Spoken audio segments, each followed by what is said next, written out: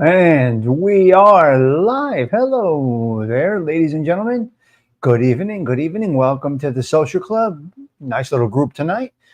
Let's see what we got here. Let's go down the line here. Let's go down the line. What have we got here? We got a side of treats was here a little while before. Detroit Siggy was here. Corrado, hello there. Corrado, nice to see you. Gerard, Bobby D. What's happening, Bobby? Delilah, nice to see you.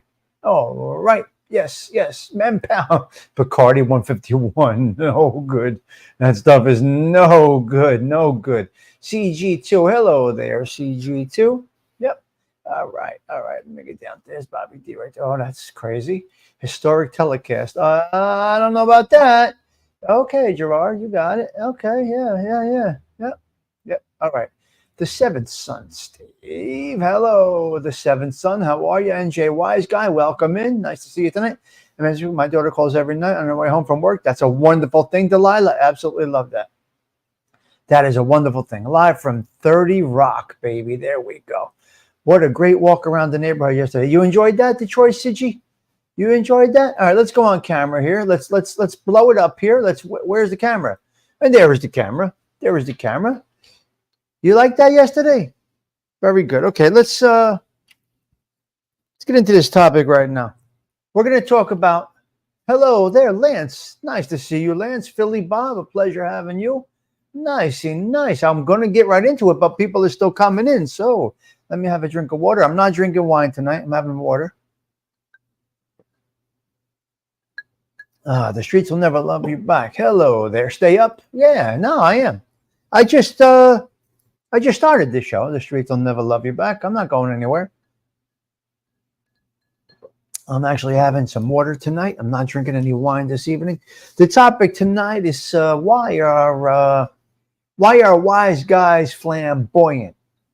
The question's been asked. You've seen it tossed around. Some people don't know. They may not understand. 21 in the club. 3 minutes to go. We just got in. 3 more to go, you mean? Okay. Yes. Very nice to see you. Yes, all right. The cigar lounge looks cozy. It's a good spot, Siggy. They weren't in there. It was early. We went, and listen, it was Monday. Nobody was playing dominoes. Did you see the dominoes table set up in the back? Nice. They got a great setup in there. Tony, his name is Tony. Good guy. Anytime somebody around here has a party, they need a cigar guy, we get him. He makes the cigars for the parties. That's what he does. So it's nice. It's nice to have all that stuff in the neighborhood. That's what this neighborhood is about. That's what a true neighborhood is. So it's hard to break from that, man. It's very difficult to break from that. That's a hard one. It's a hard one. What are you going to do? All right, let's go.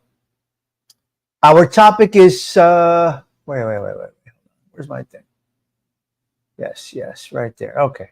Our topic is, wise guys, why are they flamboyant? Is it a wise guy thing? Let's inform the misinformed. Is it cultural? What's your thoughts? We're going to get right into it right after this. Here we go. The Tommy Stig Show is about to start right now. It's the Tommy Stig Show in 3, 2, 1.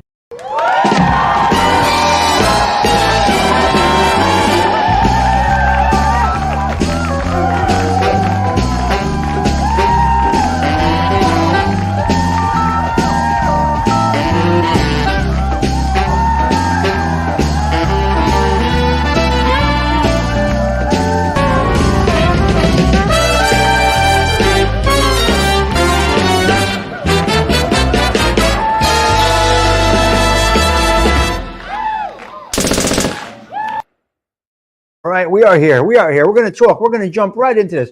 Why are wise guys flamboyant? Is it a wise guys thing? Is it a cultural thing? What is it? I'm going to give you a little bit of a breakdown of this, okay? I'm going to give you a little bit of a breakdown as to why they say wise guys. Why do wise guys dress well? Why do wise guys wear fancy cars? Why? It's not wise guys. You're missing something. Now, there are people out there that try to understand this culture. They are journalists. They try to be content creators. They don't understand the culture. They think people of Italian descent or wise guys or Italians dress flamboyant to show off. That's not, well, listen, it could be the case in some. But let me explain to you where it originally comes from. Where originally, it doesn't have to be flashy. It's not flashy. We've taken it to a flashy level, but it was never flashy. It was just well dressed, always well dressed. Why do I dress? I dress decent. If I had more money, I would dress better. My father dressed nice. My father looked nice no matter where they were going. When my mother and father went out on a Saturday night, they were dressed. They were dressed nice. So it's flashy, but let me explain to you why. Let's go backwards, okay? We're going to take it back in time. Taking it back in time because hello, Sonny. Hello there, Johnny Catalano, Bobby D. Nice to see you. Take it back in time because you don't understand. A lot of people do not understand the Italian people were oppressed, prejudiced against, thought of as douchebags, disgrazia, dirty animals. It's written, okay? It's written that we were looked at in this type of way, right? So we didn't have very much. Now, many of the wise guys grew up in really poor, humble, less than humble beginnings, wearing sneakers that didn't match, wearing ripped clothes, this, that, the other thing. And then I'm going to tell you from experience, there's something about putting on that nice shirt, that nice jacket, that nice pocket square. There's something, a good feeling of it. It's not showing off to others. It's feeling good about yourself. So you get dressed, you look in the mirror, you look nice, you feel good, you go out. Well, why else do you comb your hair? Why else do you buy? Because you want to feel good, right? You want to feel good. Most of it is because of the struggle in the beginning that had nothing. Zero, nothing. And then when they're able to get some. Now, remember, Italians make clothes. They're designers. They are architects. They build shit. So they have a keen eye for nice looking things. Now, you don't have to spend a lot of money to look good. You really don't. And as a matter, it just feels good. It just feels good to put something nice on. Okay. And now going over to the wise guy aspect, they might go over the top at times. Some of them go over the top at times, borderline Gavonish. You could say they look like Gavones. Some of them go over the top, and I'm going to tell you why that is also. They know in their brain. Now, this is the crazy calculation of a gangster or a wise guy. They know. They're not here for a long time. They may get clipped. They may get life in prison. So they go all out. They go all out and they buy it and they live it and they go on vacation and they buy cars and they just burn. I think John Gotti once said, watch out for that guy that's saving his money. What's he got up his sleeve? I think John Gotti said that. What do you call? Why? Where's he going? We're all going to the same place. He's saving the money. Where's he going? Well, I'll tell you. You got to spend it because they do know. Tell the people the meaning behind the pinky ring. What is the meaning behind the pinky ring? What is it?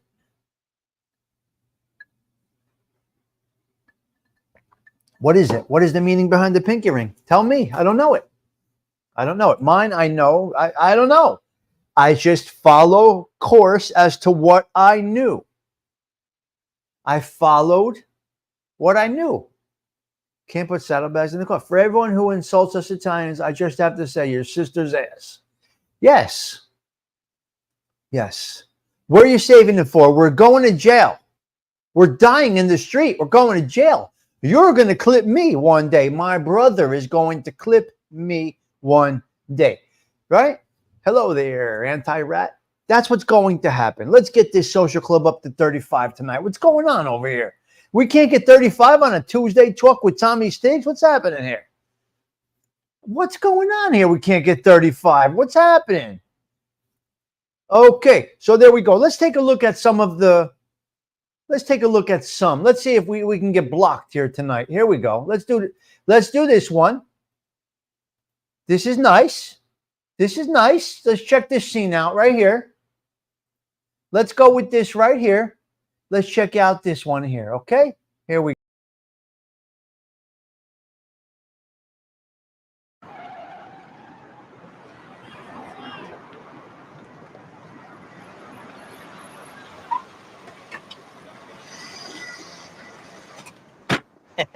How you doing, kid? Good. No. Right up front. Where we going? You look good. Shoot your cuffs.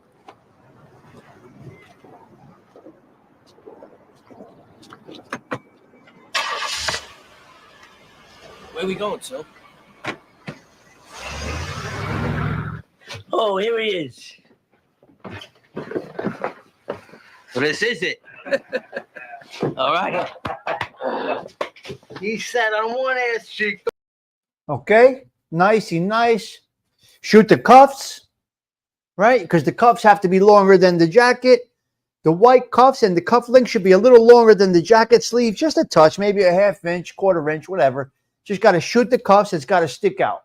So that's that one there. Yeah. Right. Oh, got 37. Very nice. Men's warehouse suit. And there's nothing wrong with a men's warehouse suit. If it works, yeah. Why is that? It's not to the Italians. It's to the mafia culture. It shouldn't be in this. Shouldn't take the Sopranos to heart because it's not representative of all the other Italians. What can you do? Stiggs, you remember when we used to kiss each other on the cheek all the time? Used to? You say used to, Johnny. This is what me and my friends still do. It's culture. Me and my cousins, my uncles, everybody. We all do. We all kiss each other still. Yeah, let me go through the chat a little bit. All right. You see, Dave T is here. Shannon Smith. Dirty Harry, nice to see you. Yep. Always end up in prison, right? Going to go to prison. You're going to go to prison. Yes, your son's name is Christopher. Wow, nice. Awesome. Joey Pope, nice to see you. Yes, Joey Pope's blessing. We kiss each other and we bust balls. It's what we do all day, every day. Yes, Dirty Harry, nice to see you. So there you go. So Christopher looked nice. Hello, Michael Dennis Carlin. A pleasure having you tonight. There's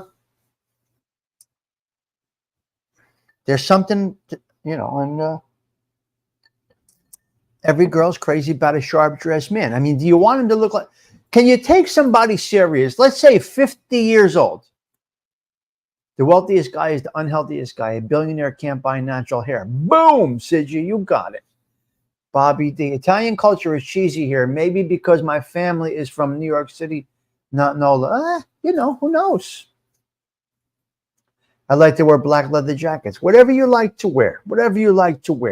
Now, you saw how they dressed in The Sopranos. You saw it. Yeah. People like a sharp-dressed man. You got to dress decent. You got to dress clean. Could you imagine we're 50s? We're in our 50s. I'm walking up with a LeBron James jersey, with a basketball jersey and shorts. No, we're not animali. Who's going to take you shit? Who's going to have a conversation with you? You're walking up with sports attire. You're 50. You're 50. 55. We're walking up with what? No sleeves and numbers and jerseys and this and that and your sister's ass. How can you take somebody seriously? Yeah. Right. Collars on the field. Right. You see? That's what I mean. Dress nice. So the bottom line is, it's kind of cultural. It's kind of we never had it, so I want to throw this shirt on. That's the feeling most of us get. Hello, Bellamia. What looks ridiculous, Gary? Which looks ridiculous? What part? What part, Gary? What part looks ridiculous? I missed it. Oh, yeah, the baseball, the jerseys. Yeah, I'm sorry. Can you imagine, Gary, you were walking up?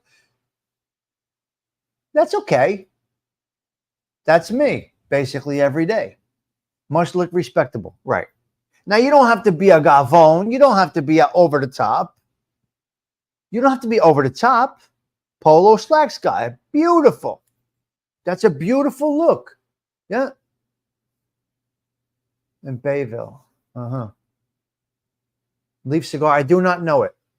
I'll be in Wildwood this weekend. Hello there, Sonny again. I'll be in Wildwood this weekend. Yeah, I don't know. I'll be all over South Jersey this weekend. Let's check out another individual who always dressed nice. Tell me, I worked in pizza and worked in Joey's for 2 years. Late 80s, I remember you, my man. Greetings from Ireland. Wait a minute. Tell me, I worked in pizza and I worked in Joey's for 2 years. Late 80s.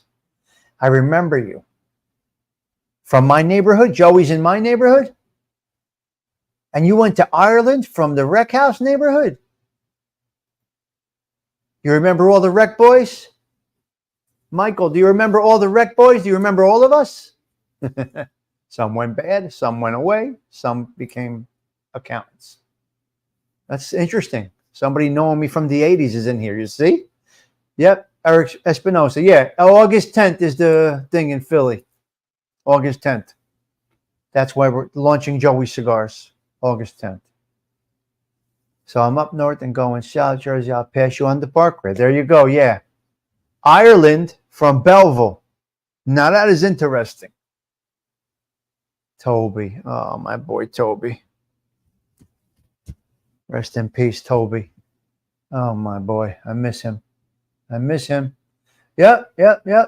Well, I guess you remember me from the 80s. I was, oh, my God.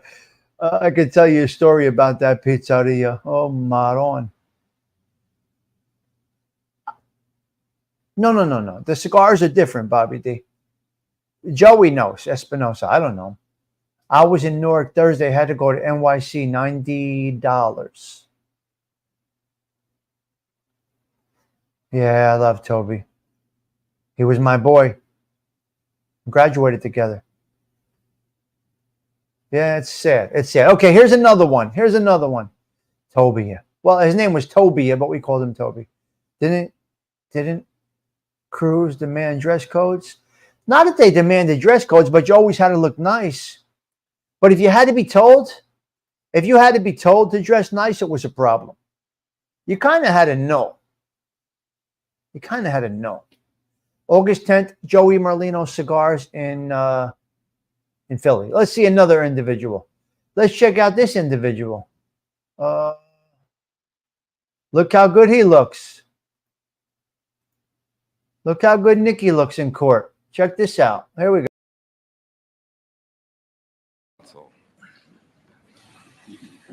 Mr. Robert Simone. And where does he practice? You want him to answer that? Yes, I would like the witness to answer. Philadelphia. Mr. Scarfo, where do you currently reside? Your Honor, may I make a brief explanation of Mr. Scarfo's current status? The Court of Appeals from a drawer. It's already been argued. So since Mr. Scarfo received the subpoena to with this search warrant, were not permitted to remain while the search was going on. Nothing to the contrary. Sixth Amendment right to counsel may have been infringed upon. And I just wanted to explain that to the panel. I understand he also does not have immunity. No.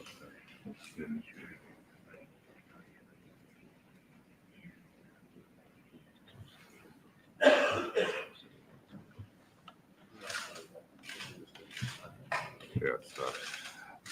First, I confirm that Mr. Scarfo does not have immunity. So, review. Mr. Scarfo, where do you currently reside? You can answer that question. 26 North Georgia Avenue, Atlantic City, New Jersey. Have you ever been convicted of a crime? I invoke my right under the Fifth Amendment of the United States Constitution and decline to answer the question. So you see, he's dressed nice. He looks presentable. He pleads the fifth the whole night. He just looks nice. He's carrying himself a certain way. Now, was he acting like a Galvon? No. He's just, well, it's court. I know you got to be dressed, but he's dressed. He's dressed. Supposed to be dressed. Hello there, Fancy Nancy. Let me see. Who did I miss here? The long collars were not the look. Yeah. Got the spare. Yeah. Sammy the Bull said he was tight with Nikki. He said all the shit, Big Tuna. Toupees in the courtroom. Oh, my God. How much was his ties back then? I don't know. He's dressed better than his attorney, right? Yeah, Bobby D. This is a live show. Want to go see Frankie Valli's brother Bobby Valli this weekend. It was so good. Has so much. You should have, yeah. He's my man, Bobby. Good guy. Good guy. Yep. Not that they require dress codes, but you kind of did. Did I work at Retaco Brothers? No, I did not work there. Nope. I did not work there.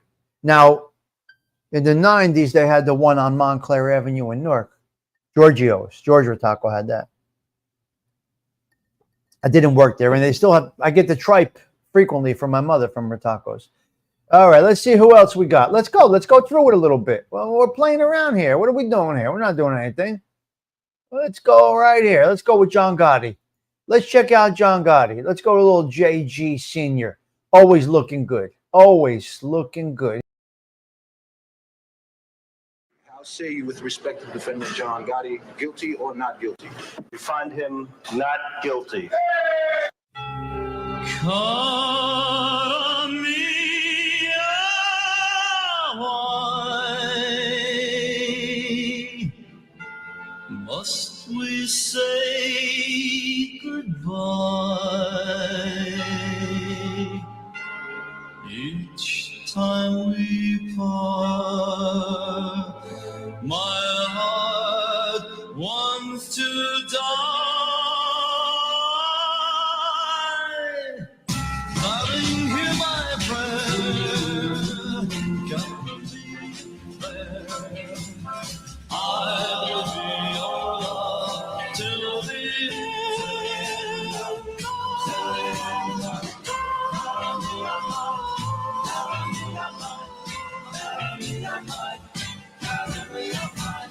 Cut me away. Must we say goodbye? Each time we part, my heart wants to die. Darling, hear my prayer. Cover me there. I'll be your love till the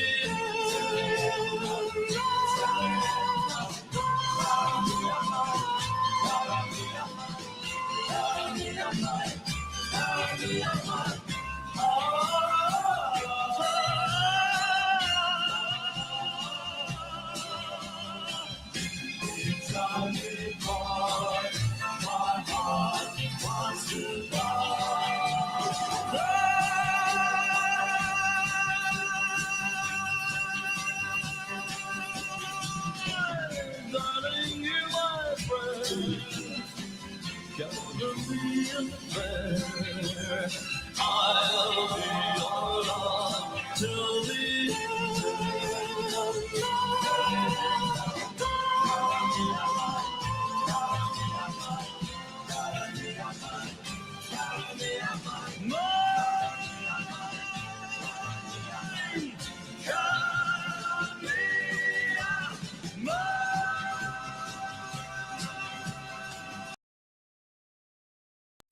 Things have changed. Things change if you want them to change. You should always look nice. You should always look nice. Now, I think he was a guy who can look good in anything. He looked good in anything. Some guys can pull that off. Yes, I did wear Cavaricis. Some guys could pull off looking good wearing anything. Now, I'm no more than a two. I don't like more than two colors. I'm more of a two color, maybe three. You're pushing it. I like two colors. Basically, that's it. What's it called? Monochromatic. What's the word? Monochromatic, Edwin? I don't know. Oh my God, the text message. Do they not know I'm live? Maron. Oh. Okay. Okay, hold on. Yeah. Oh, Fangul, this text never stops. In a minute, yes. I'm doing a show. It's Todd Father texting me. Todd Father, I'm doing a show. Fucking crazy bastard. Todd, I'm live, Todd. Yes, I did wear it. Yes, I did. of course we wore I got to shut this off. This has to get shut off. Okay. What else we got? Let's go with one more. Let's go with one more here. Let's see where Todd's out of his mind. Okay, here we go. Here we go. Todd Father's nuts. Okay, let's check out Skinny. Got another one here. No music here. No music here, though.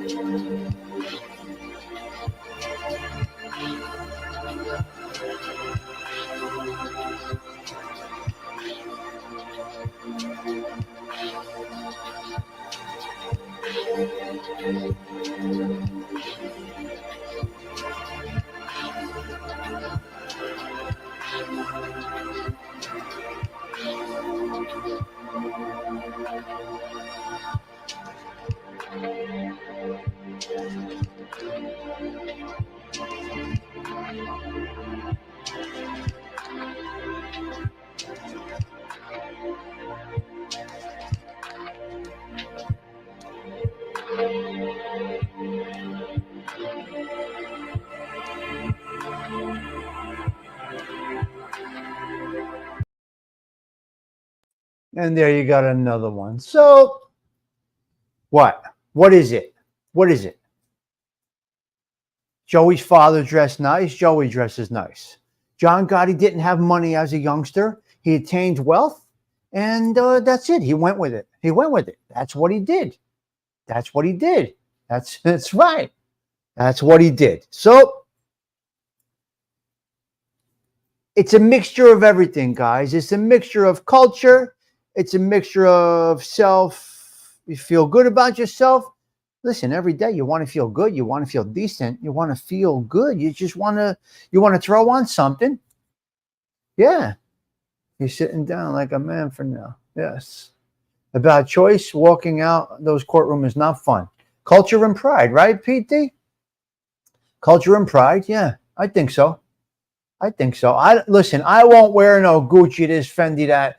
We got somebody here. What is up, my man? What's going on, Billy Luna? I think so. I think so. You hear me, cuz? I won't.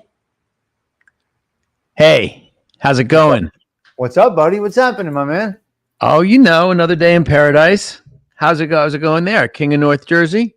King in North Jersey, baby. King in his court. Doing a little show about Flamboyant and why the wise guys dress the way they do, and a little bit of this. I dipped into it a little bit. What's your thoughts on it? Why do the wise guys dress like they do? That's the topic. Well, people say the wise guys dress a certain way. Now, take a step back. Right. Would you say it's only wise guys, or it is the Italian American culture or the Italian culture? What's your thoughts? Well, I mean, you talk about the Italian culture. You're talking about Armani. You're talking about Dolce and Gabbana. You're talking about high fashion. That's the Italian culture. I mean, so you're talking. That's I guess different than the wise guy world. But I mean, you're talking about that. You're talking about the highest levels of fashion, the best. The Italian leather, Italian fashion. So there's that. And then I mean, look at a guy like John Gotti. I mean, I think that he was wearing kind of like knit sweaters and stuff. But then there came a time where suddenly it morphed into like Brioni suits, like $3,000 Brioni suits, and yeah. But a lot of it is said, and a lot of it is known that they had dirt as children. They had absolutely nothing. So there's Right. nothing better than a feeling than putting on something that's worth something and feeling good about yourself after walking around with two different sneakers on. You know, Right. so Right. Yeah, for sure. Well, I mean, you got there's different cats, right? There's different cats in the game. I mean, you got I saw you showed, showed Skinny Joey, you showed John Gotti. Now, Skinny Joey, I wouldn't accuse him of ever having to wear two separate shoes as a kid. You know what I mean? So he's a different cat, but there's different reasons, there's different motivations. But I think that one of the things that it comes down to is what we're talking about here is we're talking about rock stars, right? yeah, I guess. Yeah, pretty much. And what do rock Pretty stars much. do? Rock stars peacock. And that's what being a rock star is all about. Yeah. It's true. You're right. You're 100% right.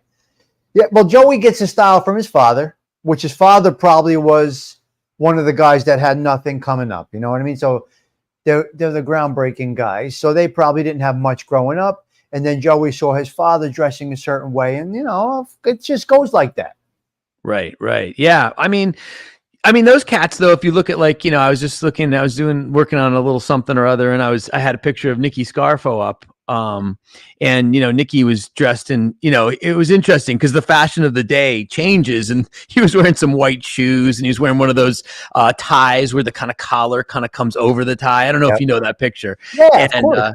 Yeah. So that's it's just so funny that is so, to be honest with you, that look is so crazy out of style. If I was here in LA and I wore that exact look that Nicky Scarfo wore with the white shoes, I would probably be a god. People would be like, what the hell? This guy's the coolest cat in the world. Whereas maybe 10 years ago, that would look horrible. Right now, I mean, if I walked into some cool place in LA with white shoes on and that tie that went over like that, people would think, this guy is like a fashion icon.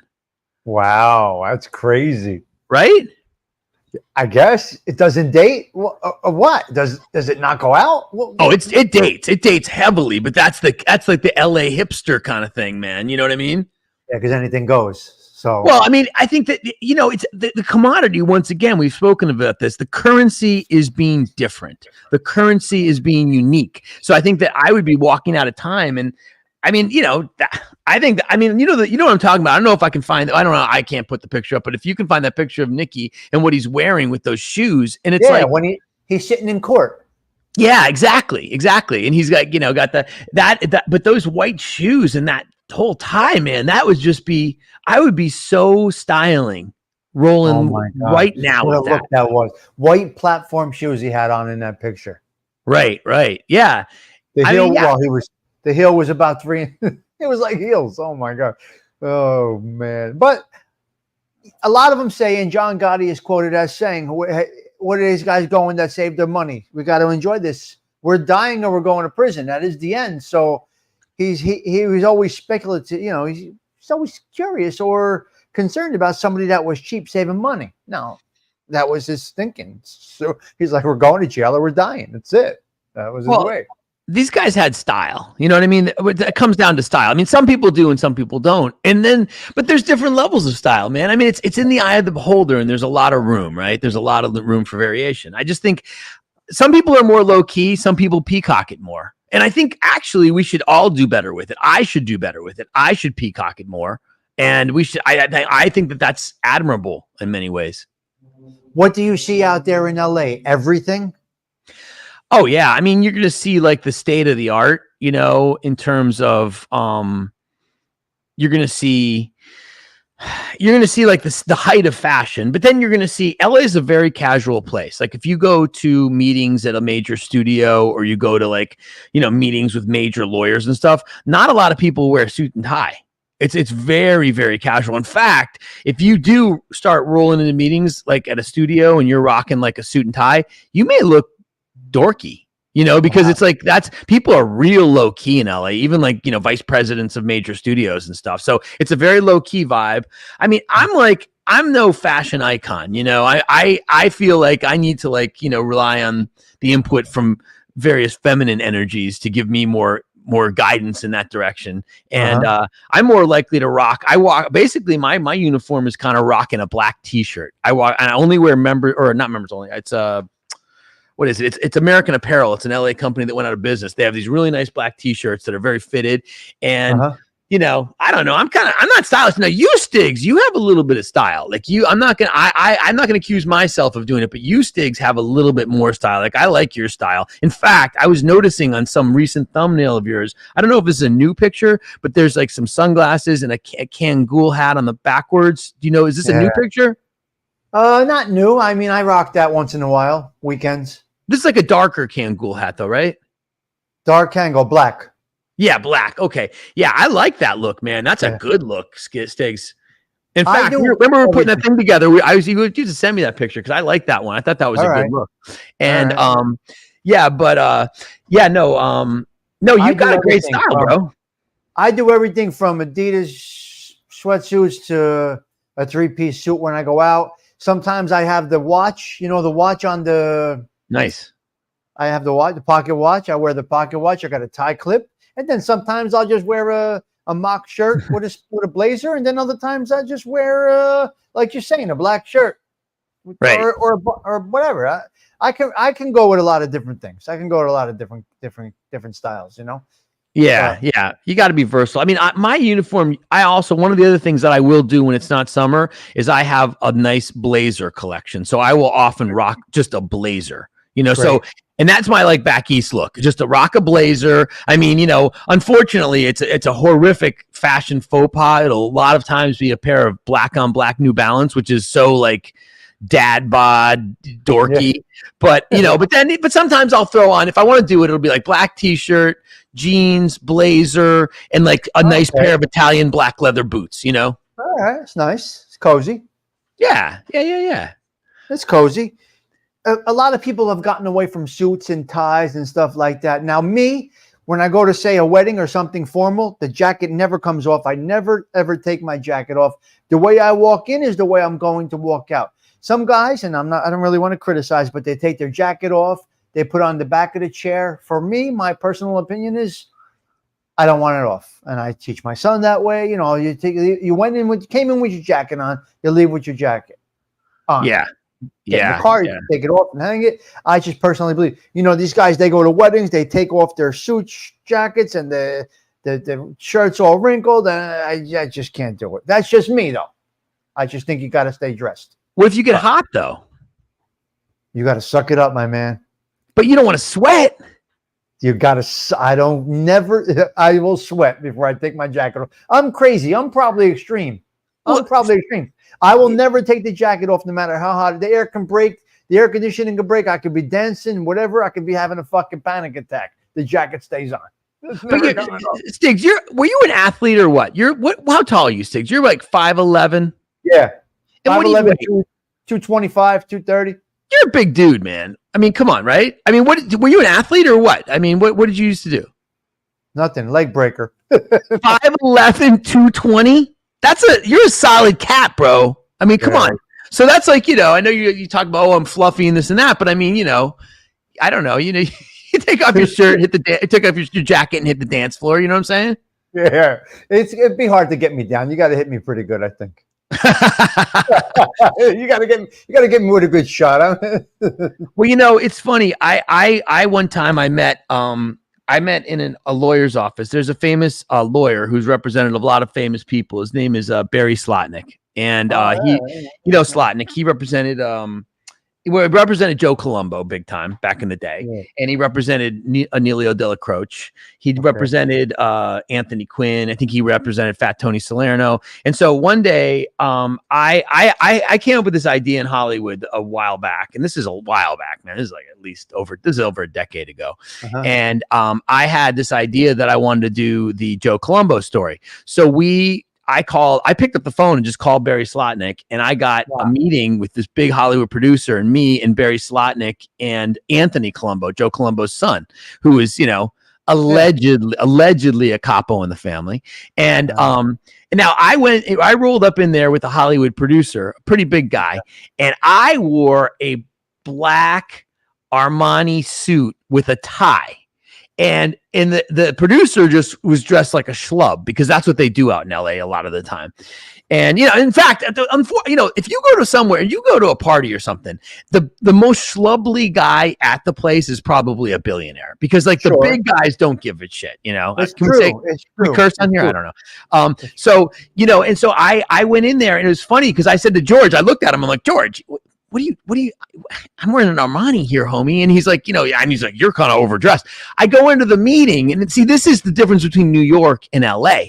I go into that meeting. Slotnick has an amazing suit on. Anthony has an amazing suit on. And Anthony starts talking about his dad because Joe Colombo was one of the early super fashion horses. He dressed impeccably. Wow. And so Anthony started talking about it. He started getting a little misty, teary-eyed, talking about his dad. And he looked at me, and I thought he looked at me like, "Look at this kid here.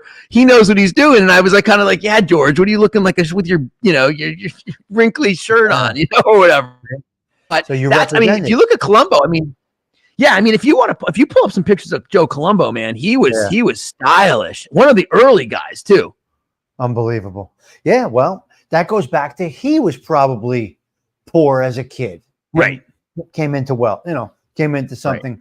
So it isn't just a flamboyancy; it is feeling good about yourself. Did you feel good when you put that Armani suit on? No matter where you were going, you put it on. You felt good, right? You felt, yeah. What? It's a little much, you know, like I would wear that. See, when I wear that suit, if I put on that suit here in LA, people think like, oh, wow, this guy must be like vice president of Universal or something. You know, they could just automatically assume it. I've got that look where if I put on I can get a lot done with it too. Like I can do anything I want when I have that suit on. If I have a blazer on, I'm very good with Jedi mind control and controlling my space. And I have I can walk into anywhere I want. I've often done it. Some people call it crashing. I can walk wherever I want. I've walked into the Oscars. I've walked into the Vanity Fair party. And because, you know, if you look the part, but that look is a little elaborate. You know what I mean? So that's like, it's got to be the right thing. It's got to be the right occasion for that look. That's a little over the top, but you do feel a sense of self-confidence when you throw on a certain look. Oh yeah. You know, you have it in the personality already, but that just blows it up. Oh yeah, you know, yeah. You got self-confidence. I obviously have self-confidence. Then when I throw on something good, I feel even 100 times more confident because I'm like, okay, I fucking nailed it. This is the right cut for me. It fits nice. I feel like I look good. We don't know if we look good. Our own eye can't really say we look good. We look in the mirror. We pick out some clothes. Your color. Picking out colors has to match your skin tone. There's so much that goes on in picking out clothes than just going to a store and just buying a shirt. Really. Oh yeah. It's true. You got to buy colors that go with your skin. It's a lot. Well, I don't trust myself for a lot of those decisions. For instance, I'm a little colorblind with greens and browns, so I don't really trust myself with color very much. So I've got to consult a female for that. And I often do. It's so funny because in LA, you know, we have a lot of, I mean, you know what a stylist is. A stylist is someone who gets hired by a celebrity to dress them. And so I met a girl, I meet a lot of like women that are like, oh, I'm a stylist. And I'm always like, oh yeah, you got to like check me out and give me some advice, give me some pointers. Great. That's great. Yeah. Cause what do I know? That's not my thing, man. I'm very good at what I do and I'm sharp as hell, but the things I don't do, man, I just don't have any aptitude for. You know what I mean? Unbelievable. So what else? How's it going? Everything going good? Everything's good, man. Everything's solid. I've been, you know, just working very, very hard. I'm working so damn hard on this YouTube stuff and all this stuff. And it's like, I look at it, I'm like, I have not had any fun this summer. Well, you know, it's like very little. People don't realize it's work. A 20-minute clip takes days. People don't know. It takes days. What was his name you were on the show with just now? The one that you just released the other day. The show, which one? The cops, bad cops in LA? No. That was the last one I did. The YouTube show. You released one. I did. When I was on somebody else's show? I think he did it and you did it. I think you did it first on your channel and then he released it on his. We were on his channel first and then we did mine. His name is Members Only. He's out of Philly. Only. Yeah, he's a guy out of Philly and he does really good content, crime content. You saw it. Yeah, you see his style. He's very good. He actually, and I also, you know how it is with us when I'm cool with somebody, like, you had at one time said, "Oh, can I use the thing on your show?" I'm like, Stigs, mi casa, su casa. When we're cool, we're cool. So he had said to me, like, same thing. And I'm like, members only, this cat, he's a really cool cat, man. He's a really cool cat. You should talk to him. I should introduce you guys, because he's a great guy, and he's got a great style. But he had said to me, "Hey man," he said, first of all, he said, "That thing we did on my channel, feel free," because I was telling him, "Oh, I'm sweating this release." He's like, "Dude, cut that thing up and put it on your channel." And I'm like, "Okay." And I said, by the same token, use anything you want. So he took, I don't know if you noticed, when he was on my show and redid it. I call it the remix. I think it's way better than the thing on my channel. It was good. I did leave a comment. The only thing that bothers me about a lot of people is when they say Skinny is not supposed to be on YouTube. This is where I get what do you call it? What do you call that? Where do you call it? What's the word? Not defensive, because that's not the right word. Protective. I always go back to, where are you telling me he's a boss? Where are you telling me he's a made guy? Where are you telling me he's convicted of any of this stuff? And they're saying, "Oh, a sitting boss is not supposed to be on you." Where is it? It's not there. That's the only thing that bothers me. Because Joey's so in the face, has been for years, so in people's faces. News reports all report him to be the boss and made guy, this, that, the other thing, your sister's ass, whatever the fuck they want to say. But it's not there. It's not proven. You follow me? That's the only, you're good with the word alleged. You're great with that. You use it all the time. We spoke about this offline many times. Yeah. Alleged is the key. So he's doing nothing wrong in the eyes of himself or anybody around. And there's no conviction of him being a boss. There's not even anywhere of him being made. There's nothing. Maybe testimony of some rats, but other than that, there's nothing. It's not like John Gotti was convicted of it, right? Think about it. Convicted John Gotti? Of it. Yeah. Right. John Gotti was convicted of it. Nicky Scarfer was convicted of it. But I mean, there's so many levels to this thing, because it's like, what we're talking about is, first of all, you're just talking on the base level. Yeah, this is alleged. This isn't even a fact. But, I mean, not to like just digress too much. It's just like, the whole thing starts like this. This thing does not, the only people who say this to Joey are, there's a bunch of rats. Okay. We know this syndrome. Okay. There's one named the Bull. There's one named Michael. Yeah. There's one named is that somebody named after a certain gum. Yeah. Okay. Yeah, the ticklet. I think somebody maybe behind the scenes, the man behind the man, came up with that term. So anyway, there's so there's what happens is that it's these guys, they love Joey. They don't say a word about Joey. They don't have a problem with Joey in any way. They want Joey to be on their shows. They want Joey to be on their shows. They want to be on his show. And then Joey, he doesn't mince words when it comes to the people with whiskers and tails, right? The rats. So he says, "I don't entertain lying rats." Then all of a sudden, well, yeah, he's got no class. Oh wait, I thought you wanted him on his show, and I thought you wanted to be his best friend and have drinks in Miami. Now he's got no class. Now he's classless. Now he's a rat himself because he's on YouTube. Whoa! Your energy changed, homie. What happened? Yeah, so first of all, that's the syndrome, A. B, we don't know what anybody is. C, if anybody was anything, there's this thing allegedly called Cosa Nostra, the Mafia. You've seen it in the movies and the TV shows, right? No problem with it even being real. Not a problem with it. Sure. Not a problem with it even being a thing. Not even a problem admitting it that it exists. I get it. Right. I get it. Right. But there's, as you know, and as we know through movies and TV shows, there is an initiation ceremony in that thing, right? It's a real thing. It's a real thing. This thing. There's an initiation ceremony, right? And in that initiation ceremony, of this thing, there's a lot of different groups. Okay, how many? A lot. I mean, what originally? I mean, there was at one point, I think 36 different families. We'll say 26. 26. You know, who knows? I mean, even more. I mean, you know, because you know, there's a lot. Right. I mean, do we even consider, like, you know, for instance, like, do we consider? I mean, you know, I don't want to get too into it, but do we consider the ones up in Canada that are out of Brooklyn? That's another. You know, that's another group. So there's a lot of groups, we'll say, and so you know, so we know we've heard about some. There's actually one recorded kind of close to home here in Philly. There's one that's actually there's a recording of. You know, that was a crazy thing. But there's a lot of. What's that? Yeah.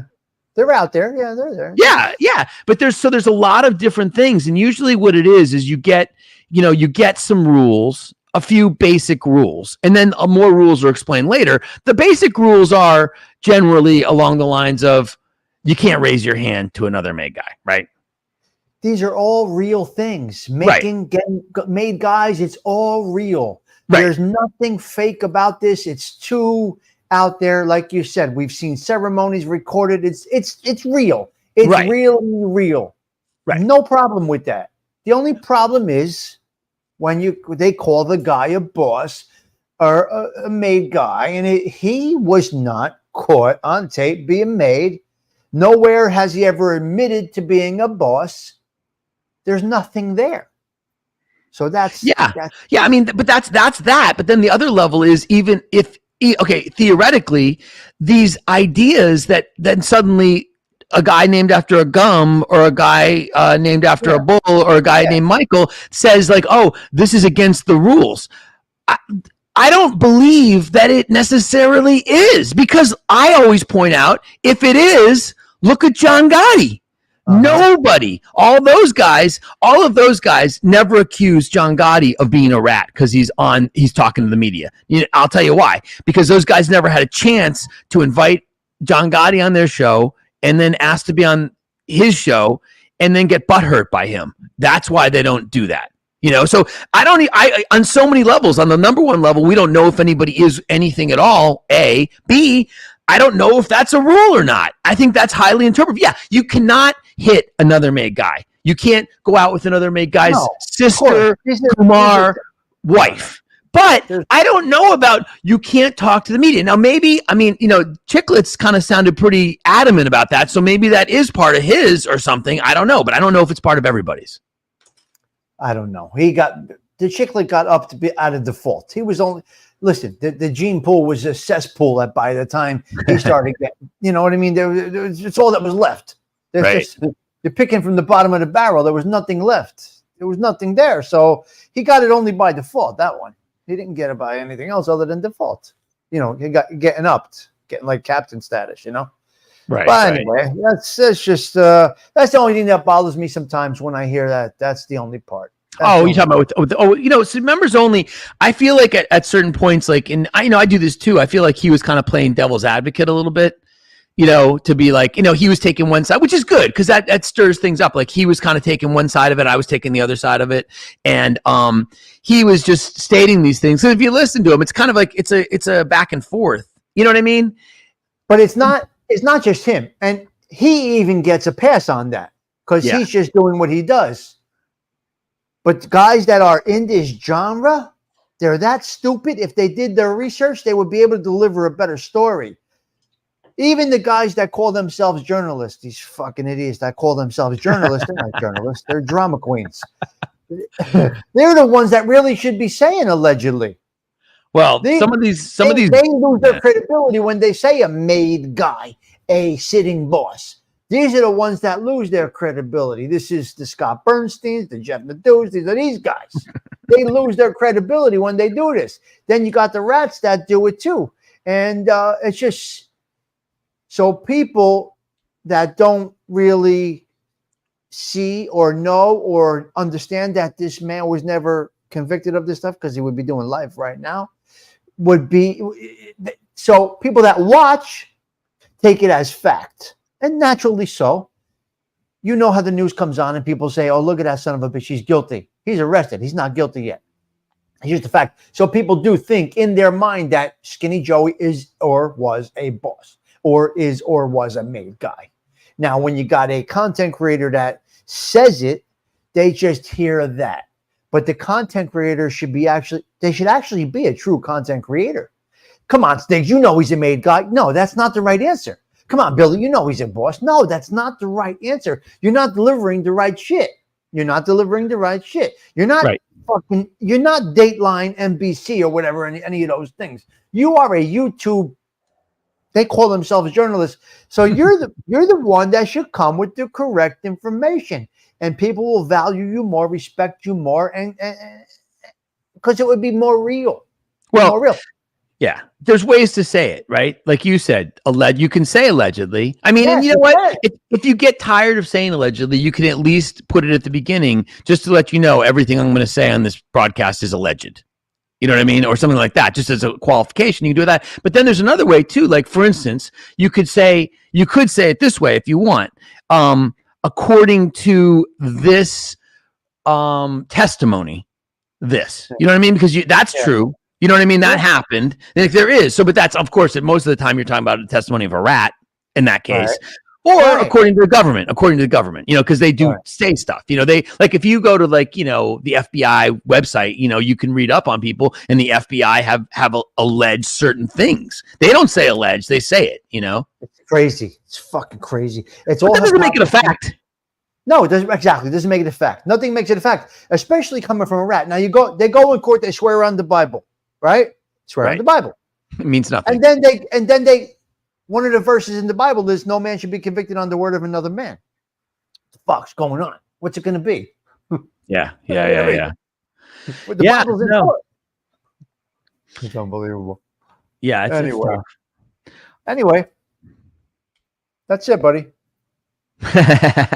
Yeah, no, I get it. Go ahead. Yeah.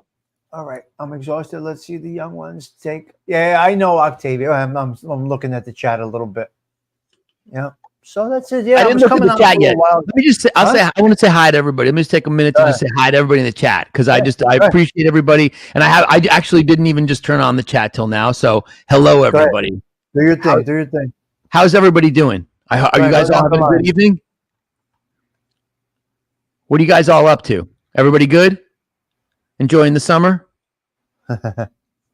I am. No, but yeah, that guy members only is good though. I like what he does. He does the kid. He's a young guy and he does all that, you know. And he's good. I love the way he puts the music in it and he does the editing and I love it. I like the way he speaks. Like on his channel, you have to go into his channel and watch some of his videos because there's some pretty good stuff. A lot of like street. He does He does mafia, does street gang stuff. Yeah, of course. Joey Perna's there. Octavia, Johnny Catalano, Dirty Harry. We got all good people here tonight. Dave T. Nice. That's it. Yeah. So Patrick Ortega. Yeah. Yep. Good. So they're saying hello to you. It's good to Joey have Pope. you here. Joey Pope. Dave T from the Boston Laborers Union. What's up? What's up in Beantown? Yeah, we got good Dave people, T. man. Yeah. Cinnamon Girl. Octavia. It's the same. You know, I typically get the same group most of the time. And you got a solid. You got a deep crew, bro. You got a solid Detroit Siggy. You got Gerald. Great guy. Gerard's a good guy, man. You got Bobo Comp. You got we're good. Gary Pollock. CG2 is the best. You got Cheech. Joey Pope, Rhino. Bobby D, Joey Perna right there, Patrick Ortega, Dave T. Yeah, they're all some Delilah. You got Delilah in the house. Delilah. Some of them don't make the morning show. So that's why I like to come on at night for a little bit. Because in the morning, I'll get a whole different crowd. Some of them do both. But you'll get guys like Gianni, a few other ones. They're not up that early. He was up that early in the morning. Edwin. That's it. Edwin's in here. Uncle Edwin. He's good. Good people. I appreciate you, Stiggs, number one, but I appreciate your crew here. Todd Father. I appreciate your crew, man. You got a real good crew, a deep crew. Yeah, they're good. You know? Yeah, we keep it tight, man. We keep it tight. Oh, man. Luigi wants to inform again? What's he doing now? I don't know. I saw him on a show the other day. I don't know what show it was. I don't know where he was. These guys. I saw Luigi on some show the other day. I don't know what it was on. I don't know. These guys are that Louisi guy. These guys are just so like, I don't know, man. It's just like do what you do, but just do you curse on here? I mean, because I just want to. Can you curse all the time on here? What are you kidding me? Okay, it's like do what you do, but just shut the fuck up. It's like you did what you did, and it's like Joey, get off of Joey's coattails. My God, you know what I mean? It's too much, man. It's too much. It's crazy. Well, but it's just like it's like you just make your. It's okay. You made your choice, right? But then is now how you define yourself now by just riding coattails like that. Give it a break. That's what they're doing. And you know what it is? They burnt out a lot of these names. Like you put John Gotti in the heading anymore, it doesn't go big anymore. It doesn't go big anymore.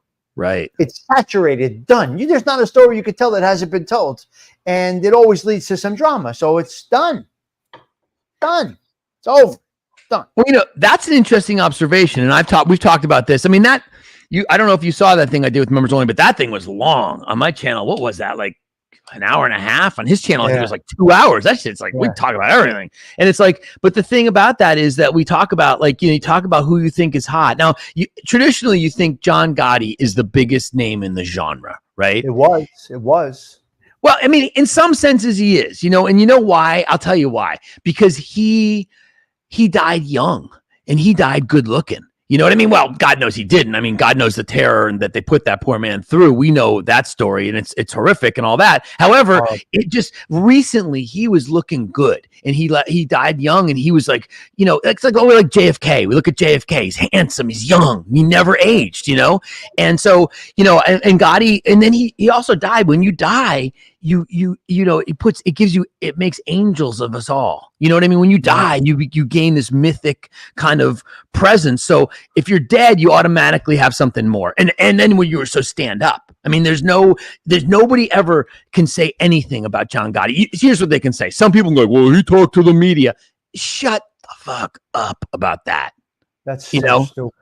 The guy stand up. The guy was chained to a freaking gurney in prison. Would not simply what's it called? An allocution. He wouldn't give an allocution to say, there's such a thing as Cosa Nostra, so that he could have not be on some cold gurney. What a man.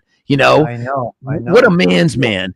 And it's like, no one can challenge him, but then yet someone does. Because guess what? As you know, Stiggs, I mean, we've talked about this ratio. The more trolls and haters you have, the better you're doing. It's a measuring stick. So if you have a lot of trolls and haters, congratulations. You're doing great. Unbelievable. It's unbelievable. And that's all. I mean, can you imagine even John Gotti? Like, who could touch him? Well, people try. And get out of my face, But the thing is that the people that are supposedly hot, like, when I was talking to members only, he was like, he said something about, Michael Franzese being the biggest guy in the genre. And I said, well, let me explain something to you. I beg to differ because first of all, in this genre, there is false statistics. We know that there's people in this genre that don't have the subscribers that they claim to have. They don't have the views. And if you are astute and you watch, we don't need to name names here. Just if you're astute and you watch, you know who's who. Okay. So there's that. A.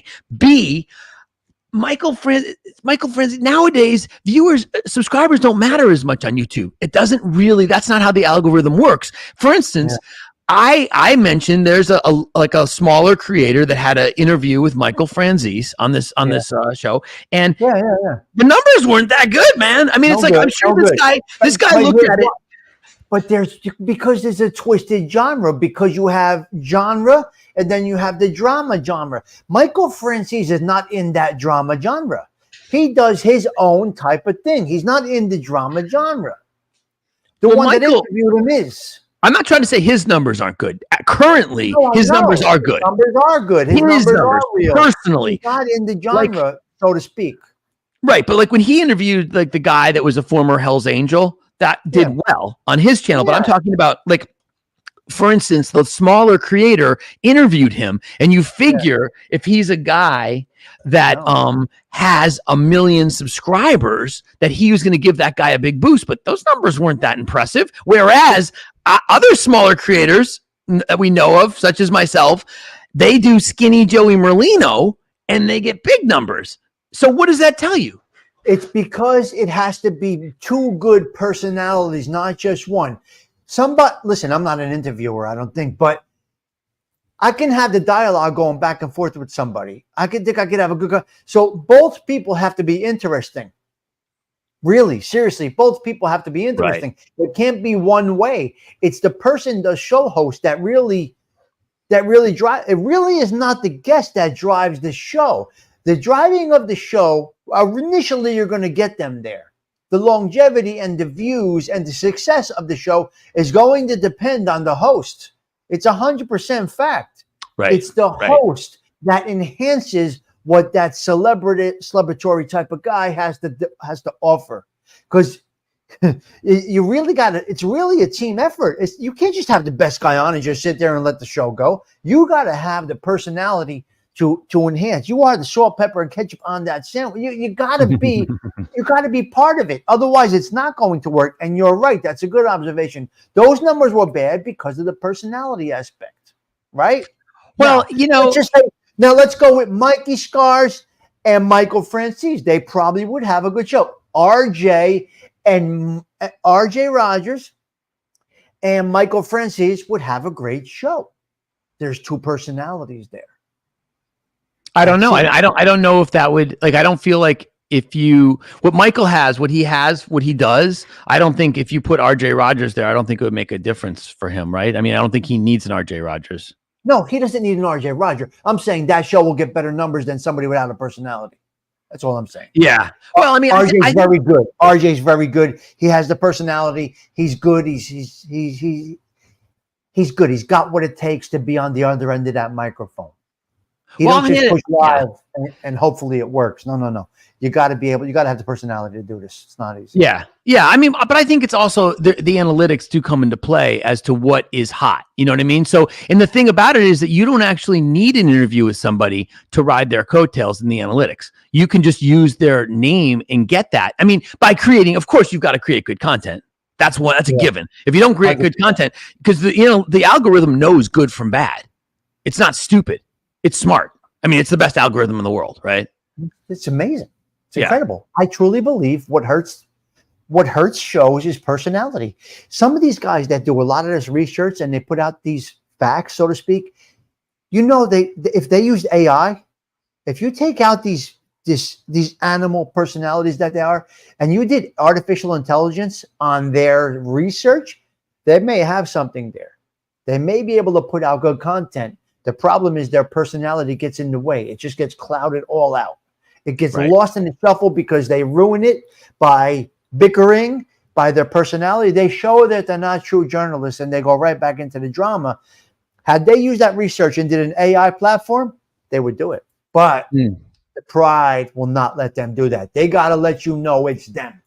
They can never do that. See, that's the simple mind. That's the simple mind where they need the validity. They want to be a star. They want to be a star. Now, they want to be a star. So it's tough. It's tough, man. It's tough. I don't know. See, that's one thing about real creators. Like, I come from a background in filmmaking, and to me, what it is, and I'm, we all have egos. However, I have a thing, man, and everyone I work with has a thing that I want to work with, and that is the project comes first. 100%. It's about the show, and it's not about a person, and it's not about an ego. It's about getting the show done in the best way possible. Yeah, that's good. I like that. Yeah. And it's right. Like something you don't want to be a glory hog. You want to do what's best for the show. Look at Scorsese. That's a good example. Yeah. A director. You know what I mean? Never in there, but that was all him. Yep. Put every word together, basically. He let the man live a little bit, but that's all him. Oh yeah. Right? So you gotta, if you have what it takes, but you don't have the delivery, you gotta go a different route. It's crazy. Yeah, I was just thinking about, Scorsese, Scorsese is my favorite director. Oh, it's amazing. Of all time. Now, I must say though, we're honest on your show. That's why I wouldn't even be this honest except for it's your show. You know what I mean? Right. It's a Tommy Stig Social Club. So it's in the social club. What happens in the social club stays in the social club. This isn't going to get broadcast, is it? You're stupid. This is just in the club. Yeah, we're in the club. Yes. Did yes we're in you the club. sweep this place for wires? Hold on. We got to stop for a minute. Joy Faraci's birthday. She just came in. Happy What's up, birthday, Joy. darling? Everything stops when Joy Faraci comes in, especially on her Wait, birthday. Happy is birthday, it Joy's Joy. birthday today? You're right now, today. Okay, ready? Go ahead. Happy birthday to my God. you. Happy Happy birthday to you. Happy birthday, dear That's Mrs. great. President Joy. Happy birthday Happy birthday, Joy. How is your day going, darling? I was hoping she would stop in tonight. I was hoping because I wished her a happy birthday earlier, but I wanted to do it on my show. So happy birthday. I'm so glad. I'm so glad we Yeah. could do that. Yeah, that's Happy awesome. birthday, Joy. We hope all of your birthday dreams come true, darling. How was your day? How was your day? She's with the grand. She's with the kids. She's all over the place. Oh, Here, right here. You put it. Look, this is awesome. Awesome. Celebrating my birthday with my kids, but dropping in. So she dropped in on her birthday, which is pretty friggin' awesome. All right. We're glad you're having a good day. Thank you, Joy. Thank you for coming on your birthday. And I just want you to have the best day. And I want you to know I am glad that you were born, darling. Yeah, she's great people. She really is a nice person. Nice. It's great. It's great. She's got a beautiful family. She's really a good person. She's a great person. Yes. No, I love Joy. I love Joy. Oh, I'm glad she came in. That's good. The best. Yeah. All right. All right. Go ahead. We're talking about Scorsese. Scorsese, he's my favorite director, but the thing is that his last movie was with the Killers of the Flower Moon with Leonardo DiCaprio. Did you see that picture? I didn't see it. It was bad, man. I didn't see it. It was not good? unwatchable. Oh my God. Damn near unwatchable. And it's like, to be honest with you, man, I don't know. I don't know if I don't know. I hate to say this. He's my favorite director of all time, but I don't know, man. It was so bad. It took me like, yes, Joy, we all love you very much, darling. So the movie was bad. And so I don't know if he lost it or what, man, but he was great. I mean, his stuff is, but then I think about Coppola because the greatest movie probably of all time was The Godfather 1 and 2. And? Not the other one. I liked it. Oh, come on, Tommy. I loved it. Tommy. We got to get to the bottom. We got to work this out, bro. We're going to do it, but I loved it. Okay. Well, no, we got it. Like, we got to sit down and watch this together. Okay, we'll do it. We'll sit down. Tommy, and do it. But yes, Tommy. It. Come on, man. Talia Shire. Michael, he's just a boy. The more Oh, my God. Listen, there are some bad parts in there that should not have been there, just like The Irishman. I love The Irishman, but they did some bad spots in there. Anyway, it's another conversation, but I kind of did enjoy it, and I enjoyed it. And I watched it with a 93-year-old Sicilian. I watched all three of them with him. Wow. I like that a lot. He was really into 3. He was into it. Well, come on, Interesting. man. I loved it. I don't know why, and I could watch it again, and I don't know. I really enjoyed it. Some parts she was horrible because what's her name? That was Coppola's daughter, right? That was Coppola's daughter. Yeah, that's Sophia Coppola. Sophia. That was a mistake because what's her name? Big bad casting. It was supposed to be Winona Ryder. Winona Ryder. Yeah. So they backed out at the last minute. That's what happened. Yeah. Look at Octavia. Work this out. Well, Octavia. What are your thoughts about Godfather 3? Oh my God. Coda was good. Yeah. Okay, wait. Cheech thinks that Coppola and Kubrick are greater than Scorsese. I mean, it's tough when you're dealing with those 3 names. It's very hard to say who's better than the rest. Good. This is good. Yeah, Gianni's right. Coda was good. Got to watch the Coda version. I don't know. He killed it. He doesn't want to hear nothing, guys. He's done. Well, I mean, I've just tried. Yes. Listen, Magooch, you're right, Magooch. There's people that really love it and hate it. He's right. He's right. Okay. Listen, nobody can debate 1 and 2. There's nothing to talk about. But 3, everybody has their own. A lot of people go a lot of different ways. Well, here's the thing. Of course, it is a Francis Ford Coppola movie. So I don't care any movie he does. I don't care how bad it is. There's going to be good stuff in it. For instance, a guy that I've actually met who we share a mutual friend. He played Joe Mantegna. He played what was his character? Zaza? I think it was Zaza. Joey Zaza. Yeah. So Joe Mantegna is a great guy, by the way. Okay. He's a wonderful man. He was very good friends with a very close friend of mine, Meshack Taylor, who passed away. And he threw a birthday party for Meshack. And I met him and his wonderful family. They live here in LA. Mantegna is fantastic. Now, he knew my buddy Meshack because they came out of theater in Chicago with David Mamet as the playwright. And Mantegna is fantastic. And if anybody's interested, Mantegna reads the Godfather audiobook. He reads the book. If you go on Audible, I think it's an Audible exclusive. He reads it. Fantastic. Wow. I mean, he's an amazing actor. When you read an audiobook, you don't get Joe Mantegna every day reading a book. It's incredible. And he reads the foreword by Francis Ford Coppola. And let me tell you one little thing. I don't want to talk too much here, but one little thing from the foreword about Coppola. When Coppola wrote it with Mario Puzo, the great author who wrote the book, right? Yeah. Incredible. And so they sat down, they were writing the screenplay together. And so Coppola wrote, there's a scene when they were making food, there's a good food scene. And it's like they brown the onions and Puzo told Coppola, he's like, no. Gangsters don't brown, they fry. Wow. Oh my God. Look at this. Here's a question for you. I don't. Who is he, Gerard? No, Gerard, no. I don't know. I guess he knows him or heard of him. I don't know.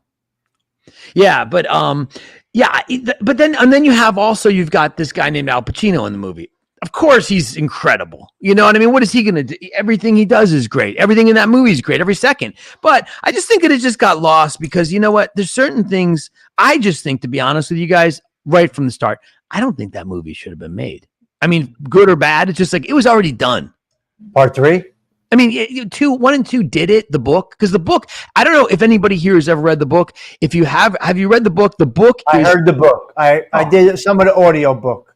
It's phenomenal. It's unbelievable. That could be a 24-hour movie if you go by the book. Oh yeah. And the book is it's so different and it's so much more than the movie, but the book, Puzo is an absolute genius. Like he creates these worlds in that book that, I mean, obviously we know, if you've seen the movies, we know that he created a world in New York about the Cosa Nostra. We know that world, right? Sure. But in the book, he creates this world of this like white bread wasp world in Connecticut.